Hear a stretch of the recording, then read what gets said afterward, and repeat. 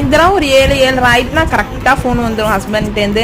என்ன சாப்பாடு செய்ய போகிற அப்படின்னு சொல்லிட்டு அவங்க என்ன சொல்கிறாங்களோ அதுதாங்க நான் நைட்டு சாப்பாடு செய்வேன். நான் வந்து நிறைய பேர்கிட்ட பேசுகிறப்ப கேள்விப்பட்டிருக்கேன், நைட்டு சாப்பாடு அப்படின்னாலே தோசை தான் செய்வோம் அப்படின்னு சொல்லிட்டு. எங்கள் பக்கத்து வீட்டாக்கா காலையில் நான் என்ன குழம்பு வைக்கிறேனோ அதுதான் காலையில், மதியானம் நைட்டு தோசை ஊற்றி அதையே வச்சுருவோம் அப்படின்னு சொல்லிட்டு. ஆனால் நான் அப்படி இல்லைங்க, எப்பயுமே நைட்டு வந்து ஏதாவது டிஃப்ரெண்ட்டாக செஞ்சுருவேன். டிஃப்ரெண்ட்டாக என்ன இந்த சப்பாத்தி, உப்புமா, கிச்சடி அந்த மாதிரி தான் செய்வேன்.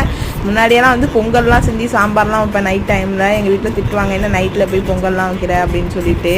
ஃப்ரெண்டெல்லாம் சொல்லுவாளுவோ, காலையில் மதியானம் சாப்பாடு செய்கிறதே பெருசு, இதில் வந்து நைட்டு சாப்பாடு வேறு நின்றுக்கிட்டு செய்கிறாங்களா, தோசை மாவு இருக்கும், எடுத்து ஊற்றுனமா ஒரு சட்னி அரைச்சமான்னு முடிஞ்சிடும் அப்படின்ட்டு. சென்னைக்கு கல்யாணம் ஆகி வந்ததுலேருந்து நைட்டு ஏதாவது ஒன்று செஞ்சு விட்ருவாங்க. தோசையும் ஊற்றுவோம், எனக்காவது ஒரு நாள் வாரத்தில். சப்பாத்தியும் டாலும் தான் கேட்டிருந்தாங்க. வெறும் பாசிப்பருப்பை போட்டு மட்டும் எண்ணெத்தை வேக வச்சு டால் வைக்கிறதுன்னு சொல்லிட்டு சொரக்காய் இருந்துச்சு, அதை போட்டு தான் வச்சேன். சப்பாத்திக்கும் டாலுக்கும் சூப்பராக இருக்கும்.